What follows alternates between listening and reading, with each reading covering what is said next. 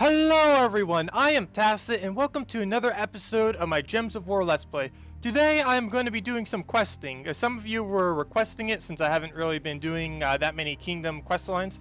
And today I'm going to be doing Khaziel. Khaziel gives Emperina at the end of its quest line, but I don't really need Emperina. The main reason I'm doing this is Khaziel is the only kingdom that has a bonus quest line after it that gives a weapon directly. It gives the weapon War and Peace, which I'll be getting at the end of this video. And I'm getting it because it is really strong in the Broken Spire arena minigame. And since I don't really have that many good weapons as a lower leveled player, I'm going to be completing this kingdom to obtain one. So I'm going to be going in now into the Gorgotha fight, and then we'll go forward and fight the evolved Gorgotha. So the final challenge awaits us, mortal. What now? Gorgotha is not at his full strength. Nice to know. If you can defeat him, I will chain him up once more, okay? And here's the Gorgotha fight. And as you can see, we still have like 3 more little quest lines before we finish off and get the weapon. But this is, I believe, when we get the Emperina after this. So there's Gorgotha. Let's look at the team real quick. I'm going to be using my standard farming team. Of course, this is one of the best teams you can be using early on. If you don't have Tyri, you can get her from the Zolkari Kingdom from completing the quest line there. If you don't have Rawani, you can either get it from Forest of Florence quest line, or you can just replace her with Druid. Druid has the same mana cost and kind of does basically the same thing. And Valkyrie, you should pretty much have Valkyrie from chess. And yeah, let's get into it. Just double blast cannon, an ancient horror, and then Gorgotha. Gorgotha is pretty weak without any traits, and I believe even once this challenge has traits, he doesn't have granite skin. So this is a fairly easy challenge. He has basically only brown mana too. So this should be pretty easy to counter with a Valkyrie convert on brown. Let's get into this. I will be posting a link at the after I finish this Gorgotha if you want to skip to the evolved Gorgotha fight, because in between it's just going to be all of the other quests. Wow, that was quick. We just got a double skull right there. I'll take this. Mana surge. And I should probably get Tyri up. I don't see any purple that I can do it off of though. So let's start going on Valkyrie. One surge will get her up if I happen to get lucky enough. We'll take that, take the skull.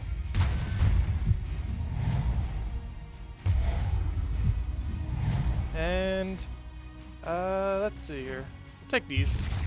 Don't need the browns, but he needs it, so that'll take more away from him.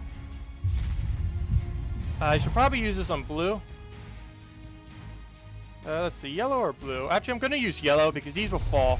Plus, we'll get Valkyrie up. And that way we can convert our blues next turn on the browns. See, can I get an extra turn from doing that? Oh, I can take that. I don't see an extra turn off it, but I still want to do it just so he doesn't have any browns to use. Oh, never mind. There was one right there. I'm not paying attention at all. And we'll take these skulls, and then we'll do a Rawani cast. Getting a bunch of extra turns, but there's like no mana. We'll take the skulls. One of the two. Actually, I'll take the skulls first because I can't kill Gorgotha with this attack right here. Actually, never mind. I was gonna use Tyri on these reds, but then I noticed there's way too many reds. Plus, there's gonna drop there. But I'll just take these skulls, and then I'll use Rawani. Then we'll, I guess we'll cast Tyri on blues, and that should be able to finish him off once Rawani casts again. So that brings him down to 6. Even if he had granite skin, that wouldn't even have been a problem right now. Let's see here. Yeah, I'll use it on, let's see, 1, 2, 3, 4, 5, 6. Actually, I'll use it on red. We know for sure that there's more on there. So we'll just club him down. And we got so many cascades there that we don't even need it. Let's just get some extra souls, use it on the green, and then finish it off. Mana surge. So that is the Gorgotha fight.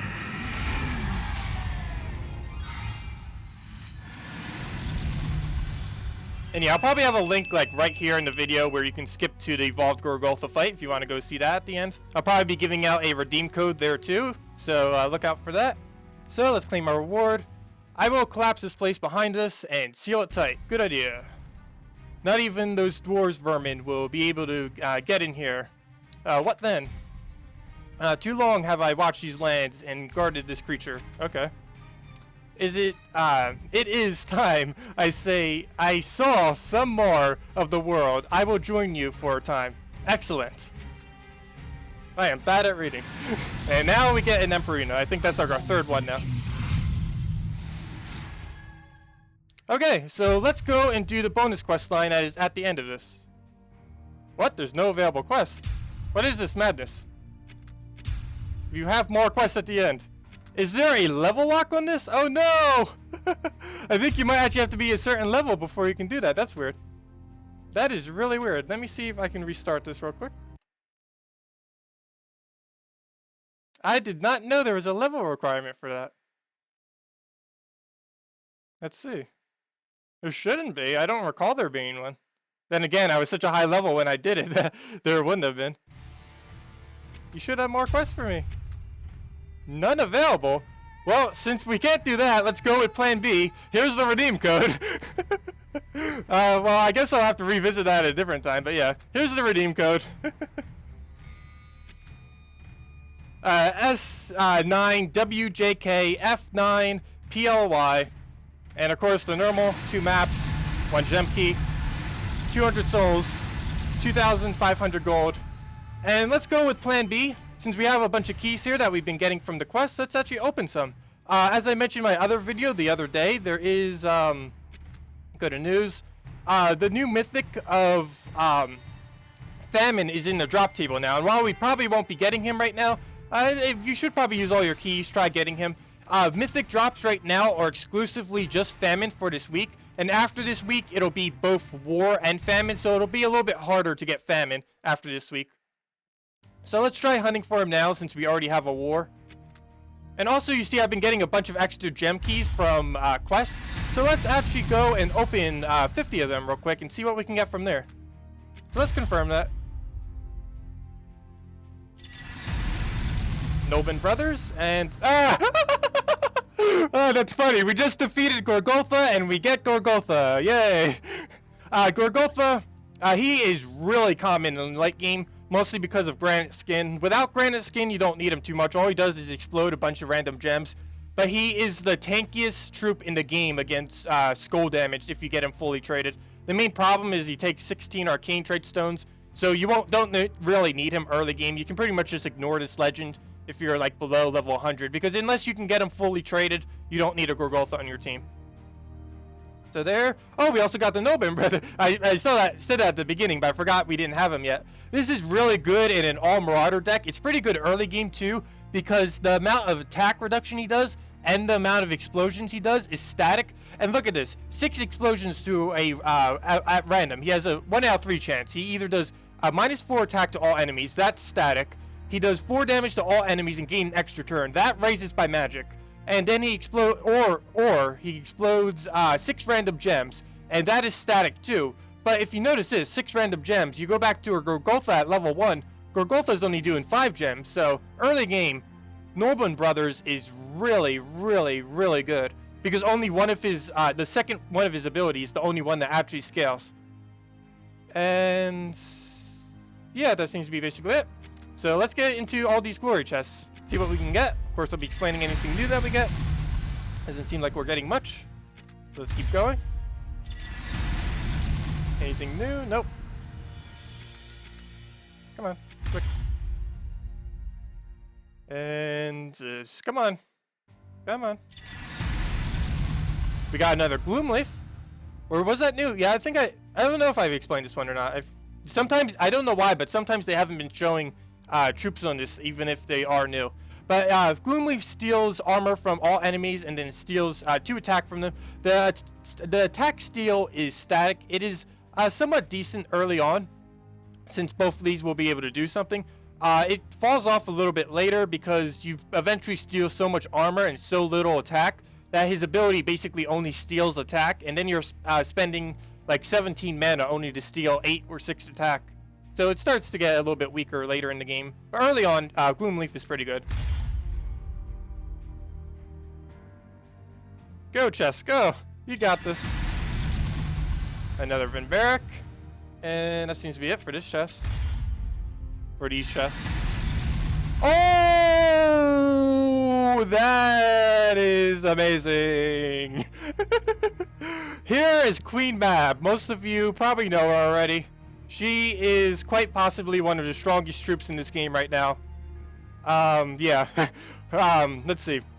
She mana burns all enemies. Let's just keep it on that alone. Mana burn deals damage to an enemy based on how much magic they have. So if like all the enemies have 10 magic on them, she'll do 10 damage to them.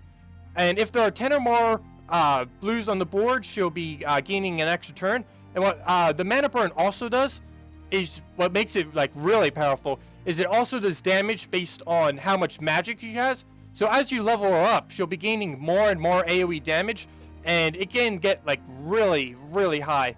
That mana burn alone is extremely good early game and throughout the game because the mythics I've been adding lately have 25 mana, so that's a lot of extra damage you can do to them. Most legends have a mana around somewhere around 14 to 18 mana cost. So if any of them are getting close to their full mana, you're going to be doing a lot of damage to them. Plus it does it to all enemies, which will be quite a bit of damage. And you even have the extra magic. And once you start trading her, I really wish I would have gotten more blue-purple the other week. I didn't think I'd actually get lucky enough to get a Queen Mab, but oh well. I'll work on it later. But if you get her second trait, which costs 10 arcane trait stones of the blue-purple, she gains 1 magic every single time an ally casts, including herself. So that will keep raising her AoE damage. Every single time an ally casts, she'll be gaining 1 more damage to all enemies. Plus, if you ever get her final trait, which costs an additional 6 arcane trait stones, she'll be able to freeze enemies on 4 to 5 matches, which is really good. This combination makes her really, really powerful. Plus, she has the immune to frozen. You don't need that too much, but it helps to make sure that she can get her extra turn since she's immune to extra turn reduction, as long as you don't have another blue troop on the team. So yeah, let's go and oh, we also got something else new. Arcane Lava trait stone. Don't recall anything that uses that, but we'll find something for it later once we get more miners. The main problem is we don't have many miner trait stones, and that's basically a problem within the entire game, early game and later on in the game. There's just not enough minor trait stones in the game. You get way too many majors and not enough minor trait stones. We got Inferno King again, pretty powerful with that double convert. We might need to make a team with him later. And that's all for that one. Let's see. Anything else we can get? We got another Gorgotha. Actually, off camera, I think I did like 100 keys, and I actually got him during that. This one is a new one, as far as on video. He is fairly decent early on. Later on, you don't need him, but he deals 1 damage to all other allies. He's one of the... Actually, he's the only troop in the game that does damage to your own team. But this is to trigger troops that have the Frenzy, which makes them gain an extra attack as well. And plus he gives all allies an extra 8 attack. This extra 8 attack is static, so even at level 1, like you see him right now, he's doing 8 attack to all allies. So that's a pretty big buff. That's higher than what Luther gets by like level 10 even, I believe. And then he summons a level 2 orc. This is what scales off of his magic, and the red orc isn't too good. It's mostly just a tank, but combined with that damage proc plus the amount of attack he does, he's an okay troop. You don't really need him too much, but if you have him, you can put him into an all Marauder deck early on, which will give a pretty big attack buff, and you'll just be able to skull down all of your enemies. And let's go see if we got anything else. Doesn't seem like it, so let's keep going. Dark Song. Alistair, Demonstraxia, another Emperina. I think I can get Emperina to Legendary now. I don't really need him too much. He's good at making a team that can survive, but he isn't particularly quick at completing a match. He's a good alternative for Shegra if you want to make an all-dragon team. And come on, Jess. Why are you being slow today? Come on. I know it's not my connection. And we got another Celestial trait stone. That will be useful because I can't use them at all. Or not useful, I should be saying. And that seems to be everything. So yeah, this video did go a little bit differently as planned, but we did get Mab, we did get Gorgotha, so that was pretty interesting. We did defeat Gorgotha, and for some reason you will not let me do these quests. I will need to look into this later. I don't know why. Maybe it unlocks at level 50 or something. I might need to ask the devs or something. But that will do it for this video. Thanks for watching.